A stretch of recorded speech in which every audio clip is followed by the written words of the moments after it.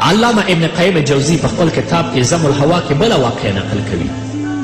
چې یو مازن و په بغداد کې او ډیر صالح او نیک انسان و چې د هغه نوم هم صالح و او 40 کاله هغه آذان کړی و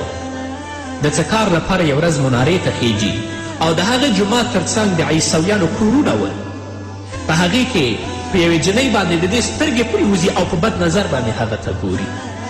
نو د آذان نه وروسته ورځي د هغې جنۍ د کور دروازه ډبوي هغه جنۍ ورته آواز کوي چې ته څوک یې دا ورته چې زه صالح مؤذن یم چې کله هغه ورته دروازه خلاصوي نو دا لاس ورچوي او هغه عیسوي جنۍ ورته چې تاسو مسلمانان یاست تاسو ډېر دینداره یاست نو دا خیانت تاسو څنګه کوئ خو مازن د خپل حالت ورته بیان که او د اخلاقي فساد غوښتنه ترې کوي هغه جنۍ ورته وایي چې هیڅکله ته ماته لاس نشي راوړی تر څو چې ته خپل دین پرې نږدې مازن بدبخته چې د الله په غضب کې ګرفتاره دی هغه دا وایي چې زه د مسلماني نه بېزاره یم ګوره د دوکو او د شیطان د وینا قبلول دي خو هغه جنۍ دا ورته وایي چې بیا هم زه ستا خبره نه منم دا خو تا د خپل مقصد لپاره ویلي دي کیدای شي چې اسلام ته بیرته واپس شي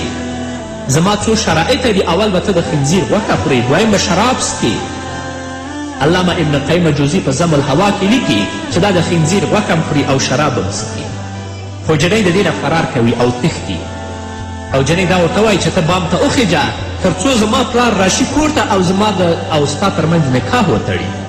چې په شرعي طریقه باندې ما تا خاوند او ښځه شو چې کله د کور بام ته خیجي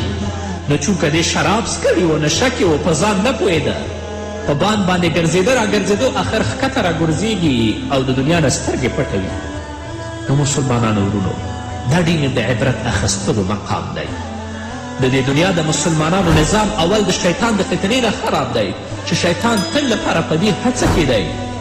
چې د مسلمان نظام د مسلمان دیانت څنګه خراب کړي او دا په هلاکت او په بدبختي کې وغورځوي دویم د ښځو د فتنې نه ځکه محمد رسول الله صلی الله علیه وسلم فرمایي چې الله رب العزت بني اسرائیل